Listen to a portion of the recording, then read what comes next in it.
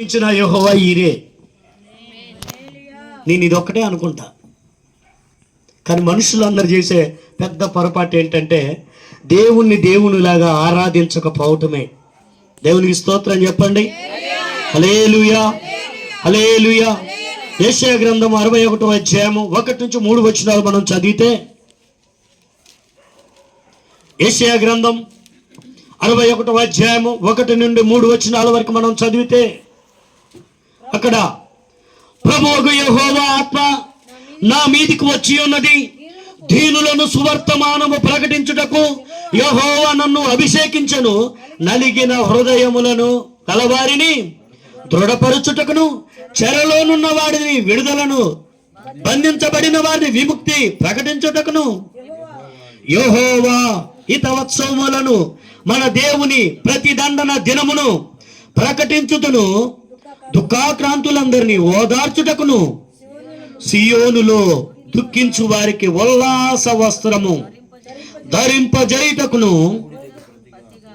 ఏంటట, బూడిదకు ప్రతిగా పూదండ మాల నీ మెడలో వేయటానికి నా ప్రభు ఈ భూమి మీదకి వచ్చాడు. ఇదే నిజమైన క్రిస్మస్. క్రిస్మస్ అంటే డిసెంబర్ 25వ తారీఖు వస్తే ఇక ఆ డిసెంబర్ నెల అంతా కూడా సెమీ క్రిస్మస్లు చేసుకొని 25వ తారీఖు కేక్ కట్ చేసుకొని హ్యాపీగా ఏట మాసమో కోడి మాసమో 2 కేజీలు తెచ్చుకొని పుష్కలంగా తిని ఇక తర్వాత మర్చిపోయి వచ్చే సంవత్సరం చూసుకుందాంలే. మళ్ళీ ఎప్పుడు గుర్తొస్తాడయ్యా ప్రభుకి సెమీ క్రిస్మస్లు ఎప్పుడు గుర్తొస్తాయ్యా, యేసు ప్రభుల వారు ఎప్పుడు గుర్తొస్తాయారంటే డిసెంబర్ నెల వచ్చింది. పాస్టర్ గారు సెమీ క్రిస్మస్లు ఉన్నాయండి. ఎందుకో తెలుసా, తప్పుగా అనుకోమాకండి. సెమీ క్రిస్మస్లు పెడితే భోజనాలు పెడతారుగా, కేక్ ముక్కలు కాడు చేస్తారుగా. అంటే లోకం మీద జరిగే పోకటి చెప్తున్నాను. అక్కోయ్ మీకు కోపం వచ్చిందని కొడితే మళ్ళీ లేనిపోని గోస. దేవుని స్తోత్రం చెప్పండి. హల్లెలూయా. ప్రార్థన పెట్టిన వాళ్ళు ఖచ్చితంగా వచ్చిన విశ్వాసులు అందరూ భోజనాలు పెడతారు. మీరు అడిగితే పెట్టరండి. వాళ్ళ ఇష్టం కాబట్టి దేవునికి పెట్టేస్తారు. జనరల్గా నేను క్యాజువల్ టాపిక్ చెప్పాను, మీరు ఎవరు కోప్పడద్దు. హల్లెలూయా, హల్లెలూయా. ఇప్పుడు ఇక్కడ ప్రవక్త అయినటువంటి యెషయా మీదకి దేవుని యొక్క ఆత్మ వస్తే ప్రవక్త అయిన యెషయా ఏం చెప్తున్నాడు, ఏమని చెప్తున్నాడు ఒకసారి చదవండి. ఇప్పుడు చదివిన మాటలు, సియోనులో దుఃఖించు వారికి ఉల్లాస వస్త్రములు ధరింప చేయుటకు, బూడిదకు ప్రతిగా పూదండను, దుఃఖమునకు ప్రతిగా ఆనంద తైలమును, భారభరితమైన ఆత్మకు ప్రతిగా స్తుతి వస్త్రమును వారికి ఇచ్చుటకు ఆయన నన్ను పంపి ఉన్నాడు. యెహోవా తన్ను మహిమపరుచుకున్నట్లు నీతి అను మస్తకి వృక్ష నిలయము, యెహోవా నాటిన చెట్లన్నీ వారికి పేరు. ఇక్కడ ఉన్న ప్రతి ఒక్కరు కూడా మస్తక వస్త్రముల వలె ఉందురుగాక. ఒలీవ మొక్కలుగా దేవుని సన్నిధిలో ప్రతినిత్యము ఆశీర్వదించబడి పచ్చదనము వెదజల్లుదురుగాక. యేసుప్రభువు వారిని యెహోవా ఎందుకు పంపాడో ఈ మాటలలో తెలియజేస్తా ఉంది. ఉత్తరాలే ప్రభు మన దగ్గరికి. నువ్వేదో సంతోషంగా డిసెంబర్ నెల వస్తే హ్యాపీగా ఉండటానికి కాదండి. నీ బ్రతుకు దినాలన్నీ నువ్వు పుట్టింది మొదలుకొని చనిపోయేంత వరకు ప్రభుకి మహిమకరంగా నిలబడటానికి నీ జీవితాన్ని దేవుడు ఆయన లోకంలో నిలబెట్టుకోవటానికి ఈ భూమి మీదకి నువ్వు వచ్చింది. నాకు అవసరం లేదంటే ఓకే, నో ప్రాబ్లం. అందరూ వెళ్ళిపోయి హ్యాపీగా యేసయ్య దగ్గర కూర్చొని ప్రభువా ప్రభు అని చెప్పేసి ఆరాధనలో ఉంటే నువ్వేమో కేకలేస్తూ ధనవంతులాగా అయ్యా ఒక్కసారి బయటికి పంపిస్తావా అంటే కుదురుతుందా? వ్యవహారం కుదురుతా అండి? జరగాల్సిన నష్టం అంతా జరిగిపోద్ది. వెనక్కి తిరిగి చూసుకుంటే ఏముండదు. అబ్రహాం గారి మరదలు అలాగే చేసిందట. దేవుడు చెప్పాడు, అబ్రహామా చిత్తం ప్రభు, తక్షణమే కట్టుబట్టలతో ఇక్కడి నుంచి వెళ్ళిపోను, పూచిక పళ్ళ కూడా తీసుకెళ్ళిపోవద్దాను. పాపం లోతు గారి భార్యకి చచ్చే పిచ్చి, డబ్బు పిచ్చి, బంగారం పిచ్చి, ఆస్తులు పిచ్చి. కొంతమంది ఉంటారు భూమి మీద ఎంత సంపాదించినా తృప్తి ఉండదు, కానీ వాళ్ళ ఇంట్లో పచ్చడి మెతుకులు తప్ప పొరపాటున కూర వేసుకొని తినరు. ఎందుకయ్యానంటే వండుకోవటానికి టైం ఉండదు, సంపాదించిన చూడని కొట్టకపోతేమో తెల్లవారు నిద్ర ఉండదు, లాస్ట్కి తిండి తినక నిద్రపోక లాస్ట్కి వచ్చేటానికి మంచాన పడతాడు. హాస్పిటల్లో తీసిపోయిన తర్వాత డాక్టర్ అంటాడు, ఇంత పెద్ద లిస్ట్ రాసి, అయ్యా నీ కిడ్నీ గుండె అన్నీ పాడైపోయినాయి, ఈ టెస్టులు చేయించుకొని రా అంటాడు. ఎందుకు డబ్బు ఉండకో వేస్ట్గా. లాస్ట్కి వచ్చేటప్పటికి రోగం ముదిరిపోద్ది, ప్రాణాపాయ పరిస్థితిలో ఉంటారు. కొడుకులు అంటారు, ఎట్టాగో దత్తడుగా, ఇప్పుడు ఈ 1,00,000 2 లక్షలు వీడికి దగలు పెట్టడం అవసరమా? మళ్ళీ ఇప్పుడు వీటికి దగలు పెట్టాలి, వీడు చచ్చిన తర్వాత 2 లక్షలు పెట్టి దినం చేయాలా? ఇప్పుడు 5 లక్షలు నాకు బొక్క. ఒరే అన్నయ్య చెరు 2.5, ఓకేనా నువ్వు ఎట్లా అంటే డన్. ఇప్పుడు నాన్న పోయాడు, daddy please will be back. ఇంకెక్కడి నుంచి వస్తాడు బ్యాక్? వస్తాడా? పొరపాటును కూడా రాడు, పోవటం వరకే. మళ్ళీ ఎరికి తిరిగి రావటం అనేది పొరపాటున ఉండదు. ఇదేమన్నా సినిమానా? ఆ సినిమాలో చచ్చిపోయి ఇంకో సినిమాలో బతకడానికి. భూమి మీద ఉన్నప్పుడు నీ పనికి మాలిన తలంపులు ఉద్దేశాలు ఏదైనా ఉంటే వాటిని విడిచిపెట్టేయాలట. హల్లెలూయా. డబ్బు డబ్బు డబ్బు అనే జబ్బు బట్టి ఈ లోకంలో ఉన్న ప్రజలందరూ ఆ డబ్బు ఎంతే పరిగెత్తుతున్నారు. నువ్వు తినటానికి ఉండటానికి ఉంటే చాలు, ఇంకా వేరే ఏం అవసరం లేదండి. అవసరమా ఏమన్నా? ఎంత సంపాదించినా లాస్ట్కి వచ్చేటాళ్ళకి నీ చేతిలో చిల్లిగా కూడా ఉండదు. నువ్వు కట్టుకున్న పట్టు చీర 10,000దైనా 1,00,000 రూపాయలదైనా నిర్దాక్షిణ్యంగా మీ అమ్మాయి వదిలేస్తుంది. ఎందుకు నేను ఈ మాట చెప్తున్నానంటే, తల్లి చనిపోయింది అనుకో, తల్లి ఒంటి మీద బంగారం ఉందనుకో, కూతుర్లు ఏం చేస్తారో తెలుసా? ఒక పక్క ఏడ్చుకుంటేనే ఒక పక్క వలుచుకుంటారు. నిజమే.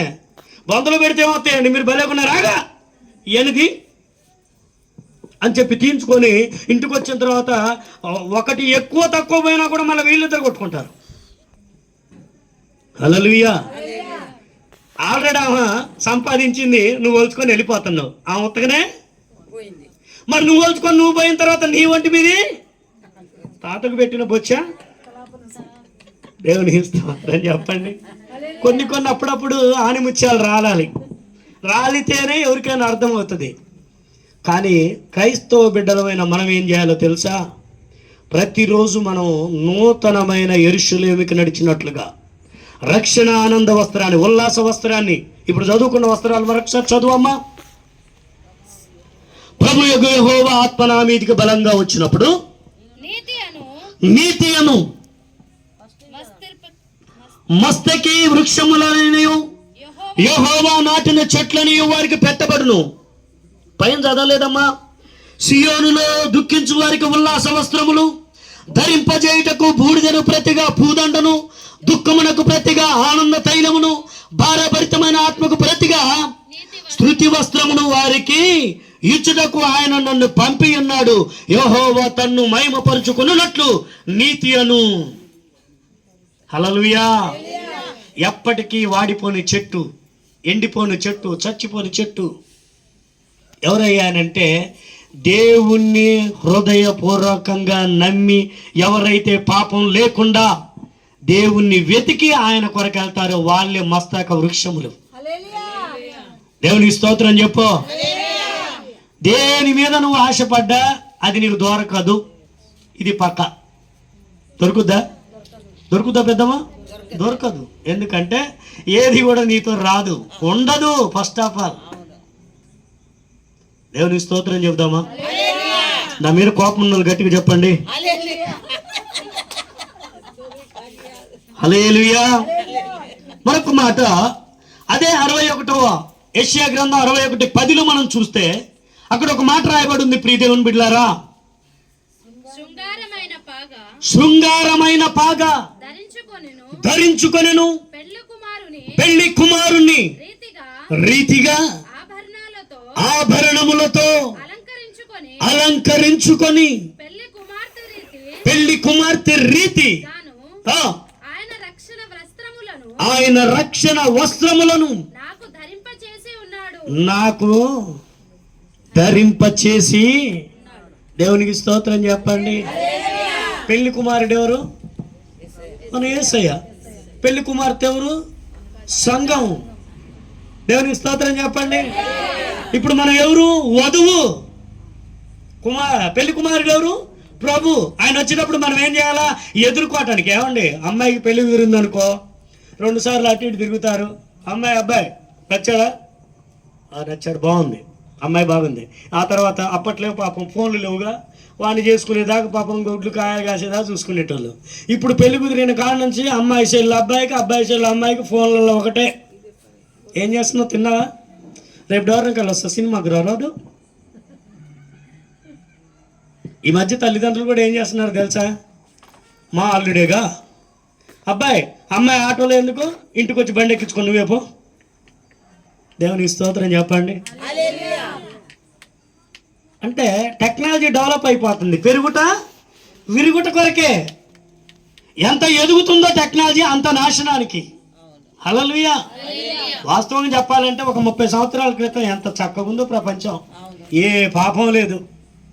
కానీ ఒక 20 సంవత్సరాలు 25 సంవత్సరాల కాడ నుంచి ఈ మాయదారి మహమ్మారి వచ్చిన కాడ నుంచి, ఎవరండి? ఈ మాయదారి మహమ్మారి వచ్చిన కాడ నుంచి ఆఖరికి పాస్టర్లు కూడా పాడైపోయారు. వాస్తవంగా ఏంటంటే, ఏ పని చేస్తారా? ఆ సెల్ పట్టుకురాపో, ఆ సెల్ ఏమైనా పని ఉందా అంటే వాట్సాప్ చూడటం, యూట్యూబ్ చూడటం, ఫేస్బుక్ చూడటం, ఏదో ఒకటి గెలుపుతూనే ఉండాలి. ఇది పాపమే. ప్రభువా, దీన్ని త్వరగా పని చేయకోకుండా అంతం చేయబడును గాక. నా మీద కోపం ఉంటే కొట్టమాకండి, సెల్లులు పాడు కావాలని చెప్తున్నారు. హల్లెలూయా. వెనకట్లాగా మళ్ళీ బిఎస్ఎన్ఎల్ ఇంట్లో అనగానే పాపం చక్కగా వెళ్ళిపోయి హ్యాపీగా మాట్లాడు. ఆ ఫోన్ బెస్ట్, ఏ పాపం ఉండదు దాంట్లో. ఇది పాడుగానే ఒక్కసారి ఛార్జింగ్ పెడితే మళ్ళీ ఇంటికి వచ్చేదాకా ఇది అయిపోదా? అది చూసావా, ఇప్పుడే మహమ్మారి మోగుతూనే ఉంది. దేవునికి స్తోత్రం. హల్లెలూయా. అందుకనే ప్రియమైనటువంటి దేవుని సంగమా, దేవుని యొక్క మాటని మనం జాగ్రత్తగా గమనించినట్లయితే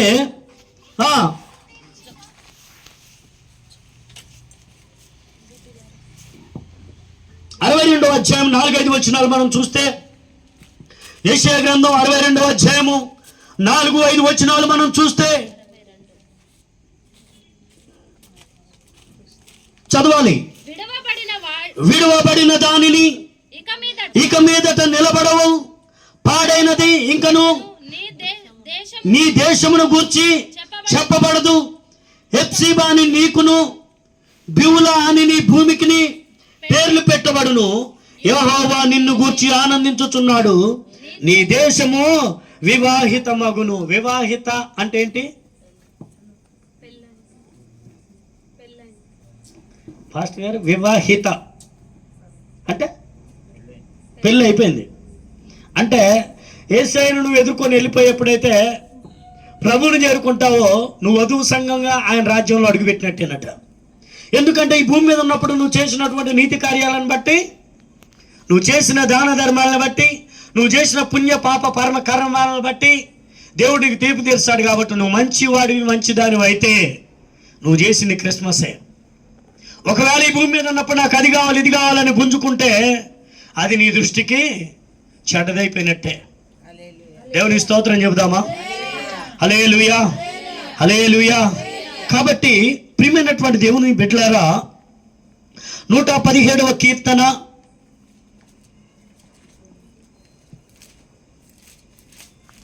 2వ వచనాన్ని మనం చూస్తే, ప్రభు అయినటువంటి యెహోవా దావీదు భక్తుని ద్వారా మాట్లాడుచున్న మాట మనం చూస్తే ఎంత చక్కగా రాయబడిందో. కాబట్టి సమస్త జనులారా యెహోవాను స్తుతించుడి, సర్వజనులారా ఆయనను కొనియాడి యెహోవాను స్తుతించాల. దేవునికి స్తోత్రం చెప్పండి. ఇక్కడున్న ప్రతి ఒక్కరితో దేవుడు మాట్లాడుతున్నాడు. సమస్త జనులారా, భూమి మీద పుట్టిన ఓ ప్రతి మనుష్యుడా, ఎవరిని స్తుతించాలా? యెహోవాను స్తుతించాలా. సర్వజనులారా యెహోవాను కొనియాడాలా. క్రిస్మస్ వచ్చినప్పుడే ఎంత ఆనందంగా దివిటెల్లా వెలుగుతాయో ఇప్పుడు ఈ లైట్ వెలిగినట్టు మొఖాలు. క్రిస్మస్ అయిపోయి డిసెంబర్ 1 ఆ జనవరి 1 వెళ్ళిపోగానే 2వ తారీఖు నుంచి మరలా మొఖాన అడ్డెడు పేరాలు బుడ్డెడు ఎగుతాయి. దసరా వస్తే చీర కావాలా, సంక్రాంతి వచ్చినా చీర కావాలా, దీపావళి వచ్చినా చీర కావాలా, ఏ పండగ వచ్చినా మనకు మాత్రానికైతే మనల్ని చూసి అన్యులు నవ్వుకుంటారండి కాదా? మనల్ని చూసి వాళ్ళు నవ్వుతారు. ఏరా దీపాలు పోదు, దసరా పోదు, సంక్రాంతి పోదు, ఏది పోదు, మళ్ళీ నువ్వు గుడికి పోతావు. వాళ్ళతో అనిపించుకునేది ఎవరు? మనమే. నా దృష్టిలో డబ్బులున్నోడికి ప్రతిరోజు పండగే. ఆ పండక్కే బట్టలు కట్టుకోవాలని ఏమన్నా రూల్, ఏమన్నా ఫండమెంటల్ రూల్ ఏమన్నా రాజ్యాంగంలో రాశారా? నీ ఒంటికి ఎప్పుడు కట్టుకొని ఆనందం పొందాలనుకుంటే అప్పుడు కట్టుకో. ఆమె ఏదో చేసిందని చెప్పి నువ్వెందుకు చేయాలా? ఆ సినిమాలో హీరోయిన్ కట్టిన చీర నేనెందుకు కట్టుకోవాలా అనే ఆలోచన వస్తుందా? మీకు ఒక విషయం నిజం చెప్తున్నా, గమనించండి. బట్టలు తయారు చేసే ఫ్యాక్టరీలో అమ్ముడు పోని బట్టలన్నీ కొన్ని గుట్టలు గుట్టలుగా పడిపోతాయి. పడిపోతే ఒక సినిమా హీరోని కానీ హీరోయిన్ని కానీ తీసుకెళ్ళి ఈ బట్టలు అమ్ముడు పోవటానికి నువ్వు ఒక యాడ్ చేయాలి. ఈ యాడ్ చేస్తే నువ్వు ఎంత తీసుకుంటావు చెప్పు అని అంటే, సరే వాళ్ళు చేసేది ఎంత